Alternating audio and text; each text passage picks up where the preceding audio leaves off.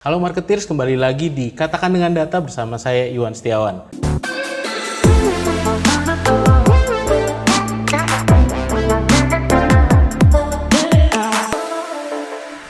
Di episode kali ini saya akan ditemani oleh Timothy, co-founder dan CEO dari Populex. Selamat datang, Timothy. Iya, terima kasih Iwan atas undangannya. Very happy to be here. Saya lihat reportnya menarik sekali nih. Kita bicara tentang digital di Indonesia ya, digital outlook di Indonesia.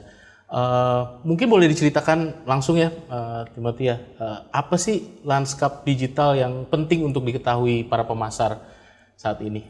Iya, tahun 2024 ini memang tahun yang penting ya buat Indonesia. Mungkin kita tahu secara kondisi makroekonominya kita memiliki pemilu di tahun ini. Dari segi geopolitik pun kita memiliki banyak kejadian-kejadian eksternal di luar negeri. Geopolitik ini kan juga mempengaruhi ya kondisi lokal kita. Tapi kalau dari hasil penelitian kita yang kita lakukan di akhir tahun 2023 ini, Indonesia punya digital economy in 2024 ini tetap kuat. Kita sangat bullish dan kita sangat optimis. Dan malah kita merasa ini tahun di mana Indonesia ini bisa dikonsider oleh para investor, para pelaku pasar sebagai digital ekonomi terkuat di Asia Tenggara. Karena market kita tetap besar, secara kekuatan purchasing power pun tetap bertumbuh ya. Karena kan Indonesia sedang mengalami demographic dividend, masa-masa produktif. Dan yang kita perlukan justru penguatan infrastruktur untuk mendorong supaya pertumbuhan digital ekonomi kita ini bisa berkesinambungan. Oke. Ada yang bilang tapi e-commerce tuh agak turun setelah pandemi selesai gitu. Benar atau malah risetnya bilang sebaliknya? Sebenarnya ada dua sisi sih. It's like two sides to a coin ya. Yeah. Jadi secara digital ekonominya sendiri atau misalnya apakah perilaku membeli sesuatu secara online, secara daring itu udah menjadi bagian dari lifestyle, itu iya. Data Populex itu menunjukkan 52% itu orang itu ya udah belanja online. Bahkan di Jabodetabek orang itu belanja 2-3 kali dalam 1 bulan. Significant online. Yeah. Significantly higher kalau untuk yang berkeluarga sampai membeli kebutuhan sehari-hari. Untuk yang masih lajang paling tidak 1 kali dalam sebulan. Itu mungkin dari sisi perilaku konsumennya. Tapi memang kan kita lihat juga ya dunia startup ini sangat sulit, banyak yang tutup sana sini, PHK sana sini. Jadi ini yang menurut saya persaingannya yang makin susah. Ada ekspektasi untuk e-commerce ini untuk menjadi profitable. Kalau dulu kan dia sekedar marketplace membantu mendorong pasar dan berkembang secara market share mereka. Tapi sekarang bagaimana perusahaan ini bisa menghasilkan keuntungan bagi mereka dan of course investors mereka ya. Jadi ada pressure dari situ. Kemungkinan industrinya akan mengalami saturasi dan akan berkurang menjadi key players aja gitu. Akan konsolidasi pemainnya. Betul, akan konsolidasi. Dan kalau kita baca berita mungkin sudah mulai terjadi ya. Ya, sudah mulai ada merger acquisition, ada kerjasama dan sebagainya ya. Betul. Kalau dilihat e-commerce saja ya di digital ekonomi itu, apakah nanti akan cuma 2 pemain misalnya gitu? Pemain-pemain besarnya siapa aja? Kalau itu mungkin saya sebagai a humble researcher, saya nggak berani jemput nama kali ya. Tapi mungkin memang akan menjadi oligopoli sih kalau menurut saya. Jumlah pemainnya bisa di bawah atau bisa kita hitung pakai jari, yang signifikan ya market share-nya. Dan mungkin yang saya ingin highlight juga e-commerce next generation ini akan berbeda. Kita tidak akan seperti marketplace yang zaman dulu, tapi mungkin kita sekarang udah tahu ya ada live shopping. Ini the future of e-commerce actually. Jadi mungkin pemain-pemain yang akan sukses ke depannya adalah yang berhasil beradaptasi dan bisa meng-capture perilaku baru ini di mana konsumen itu suka dengan live shopping. Oke, jadi e-commerce model yang masa depan itu adalah yang live shopping dan hanya pemain yang punya fitur itu yang kurang lebihnya akan bisa kompetitif gitu ya. Mungkin bukan hanya yang punya fitur itu tapi bisa mengambil market share dari bentuk ini. Jadi akan ada beberapa choice gitu. Baik. Ya. Timothy, kalau bicara e-commerce atau digital ekonomi kan katanya segmen youth ini backbone. Ya, jadi ada milenial, ada Gen Z dan sudah banyak yang bilang kalau milenial sama Gen Z itu agak beda gitu. Kalau di setiap Populex gimana temuannya? Betul, dan bukan agak beda. Di kita merasa wah ini sangat beda. Dan itu yang unik, yang out of the box yang kita begitu zoom in melihat ke kedua perbedaan segmen umur ini baru kita tahu oh ini perbedaannya. Jadi memang yang mungkin saya harus highlight adalah mereka ini dalam status hidup yang berbeda dan itu yang menjadi awal mula kenapa perilaku mereka berbeda. Jadi kalau misalnya Gen Z pas banget mereka ini adalah di mana mereka baru mungkin selesai kuliah, mereka baru mencari pekerjaan atau sudah baru mulai kerja dan penghasilan mereka hanya untuk menghidupi diri sendiri. Sementara exactly. Tapi untuk millennials itu kebanyakan mungkin yang baru menikah, memulai keluarga kecil, mungkin baru ingin memiliki anak atau anaknya masih kecil sekali. Sementara untuk millennials yang sudah agak berumur, mereka mungkin anaknya sudah 2 atau 3, sudah duduk di bangku sekolah. Jadi ini kan kebutuhan dan tujuan hidup mereka pun menjadi beda sekali gitu. Mungkin kita akan banyak discuss ini ya, tapi saya kasih contoh yang paling simpel aja misalnya. Kalau Gen Z, mereka itu di e-commerce sering sekali impulse buying. Karena ya mereka untuk diri sendiri. Kalaupun mereka ada duit sisa daripada ditabung, ya udahlah habisin buat diri sendiri. Sementara kalau millennials kan mereka harus mikirin, oh saya harus nabung nih buat pendidikan anak saya, berinvestasi dan seterusnya. Jadi mereka lebih berhati-hati ketika membeli barang dan lebih dipertimbangkan dan punya budget untuk spending atau konsumsi barang-barang tertentu. Oke, jadi direncanakan pembeliannya gitu ya, dianggarkan. Betul. Kalau Gen Z ini lebih spontan. Lebih spontan. Dan kategori barangnya juga beda. Kategori barangnya beda, itu yang menarik sebenarnya. Kalau milenial lebih barang household gitu ya, lebih untuk kebutuhan keluarga. Kalau Gen Z apa kira-kira? Gen Z itu lebih mungkin ke lifestyle experiences. Oke. Misalnya kita di sini kan kemarin banyak ya artis-artis yang datang buat konser. Nah itu Gen Z sekali itu. Wah ini once in a lifetime. Mau tiketnya seberapa pun saya harus beli itu misalnya. Oke. Kalau untuk millennials mungkin lebih ke barang yang berbentuk materi atau yang memang ada keuntungan jangka panjangnya. Walaupun ini being overgeneralizing ya. Dan ada perbedaan gender juga misalnya. Kalau misalnya antara perempuan dan laki-laki gitu. Perempuan of course lebih ke sektor fashion, cosmetics dan seterusnya. Kalau laki-laki pasti lebih ke olahraga, aktivitas. Dan mungkin yang menarik kalau kita ngomong soal digital ekonomi keuangan, laki-laki itu lebih open terhadap konsultan keuangan dibanding perempuan justru. Oh, malah begitu. Iya. Oh, oke. Jadi malah pria yang cenderung lebih terbuka terhadap advice eksternal gitu ya. Betul. Kalau wanita mungkin merencanakan sendiri. Betul. Oke. Dan ini mungkin hasil dari data ya. Of course setiap orang pasti berbeda-beda. Tapi ini yang kita temukan mayoritas ya. Walaupun small majority tapi tetap ada hasil signifikan. Nanti saya mau nanya lagi terkait yang financial literacy di digital world itu ya. Mungkin kembali sedikit ke milenial sama Gen Z, Timothy. Frekuensi juga beda ya? Beda sebenarnya sih. Pembelian online tuh beda frekuensinya? Frekuensinya berbeda. Jadi mungkin tadi yang sempat saya sebutkan juga. Jadi number one kalau misalnya dari segi pembelian online itu paling banyak pasti di Jabodetabek, significantly higher, 2-3 kali sebulan. Karena mungkin faktor keuangan lebih mapan, faktor infrastruktur logistik lebih bagus, dan infrastruktur internet juga mungkin lebih mendukung ya dibanding di pulau-pulau luar Jawa misalnya. Kalau misalnya untuk millennials itu juga lebih sering berbelanja, berbelanja online, terutama wanita. Karena mereka membeli barang kebutuhan sehari-hari yang household items itu juga lewat online kadang-kadang. Sementara kalau misalnya Gen Z itu belinya mungkin lebih untuk lifestyle, fashion, dan ada perbedaan kemampuan keuangan juga ya. Gen Z mungkin masih first job, lebih terbatas uang yang mereka bisa investasikan online dan untuk dibelanjakan juga. Bicara tentang perilaku versus antara online shopping dengan shopping di toko konvensional gitu ya, yang suka diperbincangkan sekarang. Trennya kira-kira seperti apa? Apakah e-commerce ini akan diimbangi juga dengan orang kembali ke toko-toko fisik? Gitu?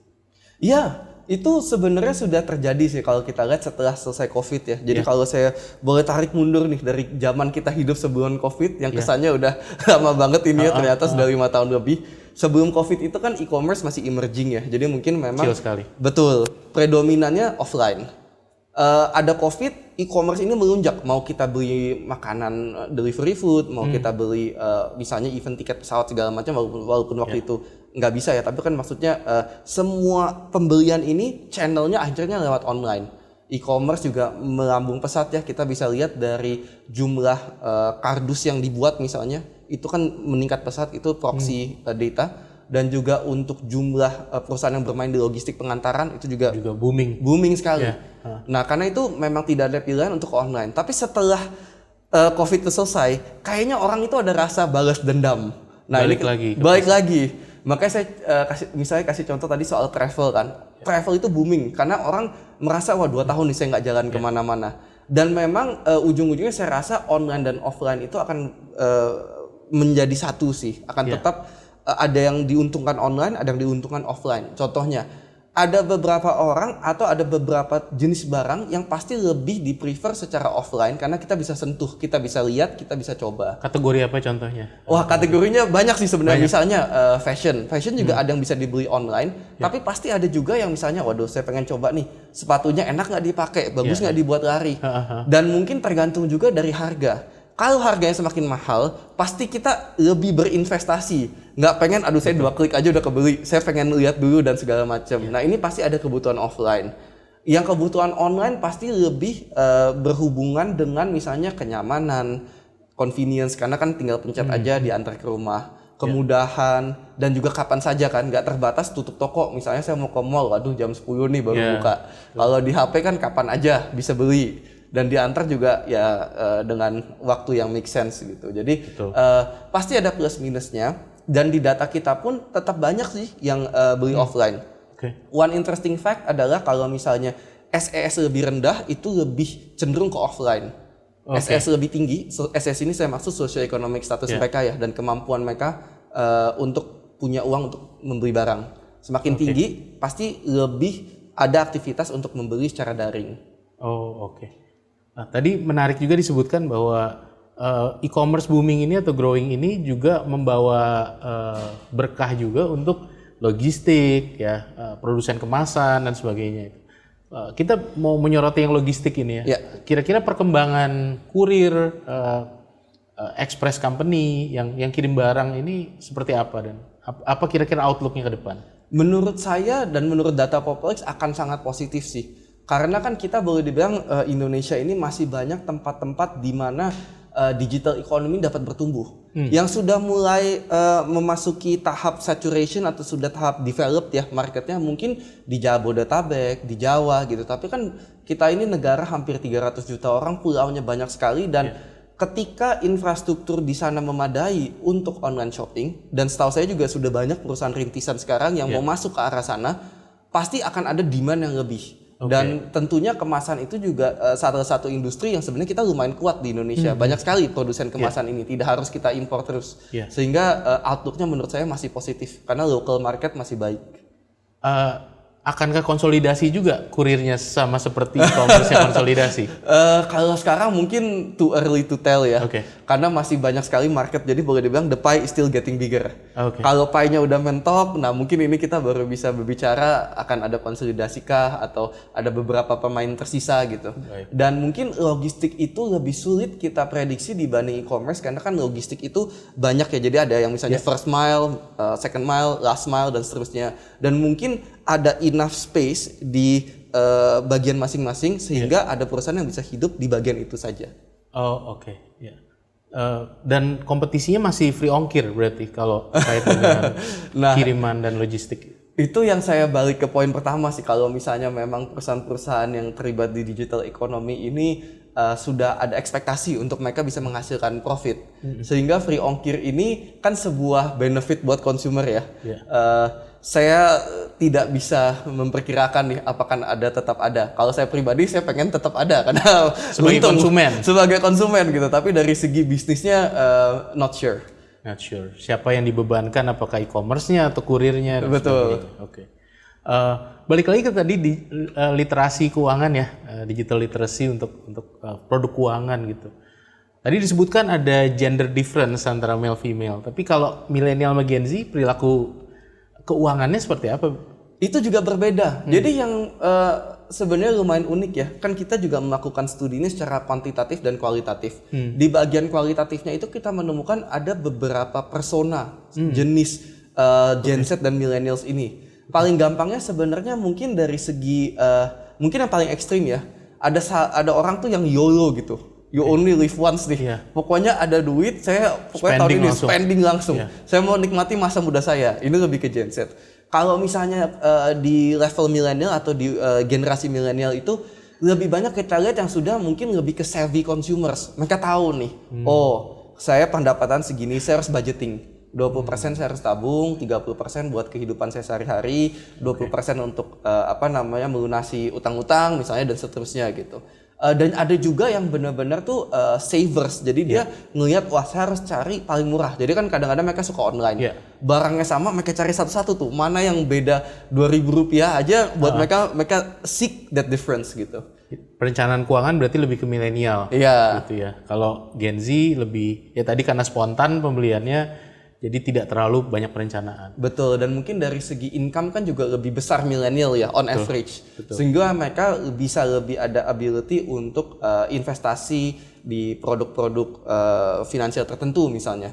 Kalau misalnya Gen Z mungkin terbatas. Jadi kalau misalnya mau beli sesuatu mungkin kadang-kadang lebih FOMO juga, lagi ngetren ada barang apa, investasi apa diikutan gitu walaupun jumlahnya kecil. Oke. Nah, terkait produk keuangan itu ya, apa sih yang growing, Timothy, dari sisi produk keuangan gitu? Kalau misalnya dari kacamata Populix kita lihat sebenarnya semua itu growing. Mau itu mungkin reksadana atau misalnya kripto segala macam. Mungkin kripto sudah turun ya karena kan kemarin terlalu cepat. NFT juga mungkin itu karena aset yang lebih resiko tinggi lah ya boleh dibilang. Tapi kalau dari kacamata Populix yang menarik adalah sebenarnya demand untuk semua produk keuangan ini ada, tapi yang menarik adalah channel di mana orang itu ingin membelinya. Kalau dulu masih ada offline, sekarang itu orang Indonesia tuh udah nempel banget sama handphone. Jadi handphone itu tempat mereka belanja online, tempat mereka nabung, dan tempat mereka juga berinvestasi atau melakukan transaksi keuangan gitu. Jadi channel bagaimana kemudahan akses pembelian produk-produk finansial ini lewat handphone itu menjadi sesuatu hal yang kita highlight di tahun 2024 ini. Itu kan yang terkait investasi ya, tapi kalau yang daily usage kayak payment, e-wallet, itu seperti apa? Semua juga lewat handphone. Jadi QRIS kita lihat akan tetap growing. QRIS itu sangat populer. Bahkan ada beberapa negara di Asia Tenggara yang udah mulai ikut-ikutan kita juga, udah ada QRIS. Sampai kita kalau mau pakai QRIS Indonesia di Thailand itu udah bisa. Terus juga of course untuk misalnya kartu ya, kartu itu sudah ada. Jadi memang kita lebih ke arah di mana kita akan eventually become a cashless society. Walaupun masih jauh sih cashlessnya. Tapi sekarang itu selama infrastruktur teknologinya mendukung, pasti akan terus berkembang nih. Pembayaran dengan QRIS, pembayaran dengan digital wallet juga. Walaupun saturasinya udah tinggi, tetap kepake terus. Dan kartu-kartu bank itu juga kepake terus. Bagaimana dengan pinjol? Wah, kalau pinjol ini mungkin sesuatu yang agak sulit ya kalau menurut saya. Karena ujung-ujungnya ini demand-nya pasti tetap ada. Orang pasti akan butuh kan. Tapi ini lebih ke ranah regulasi dari pemerintah sih ujung-ujungnya. Itu yang akan mendikte arah pinjol ini kemana. Apakah semakin besar, semakin kecil. Karena itu kan akan di-set regulasinya dan implementasi atau eksekusi dari aturan-aturan ini. Baik. Thank you banget Timothy. Durasinya sayangnya sudah harus kita stop, tapi sangat insightful dan mudah-mudahan kita akan bicara lebih banyak lagi mendalam ke certain topics di kemudian hari. Terima kasih banyak. Terima kasih Iwan atas waktunya dan semoga bermanfaat bagi para penonton channel Marketplace.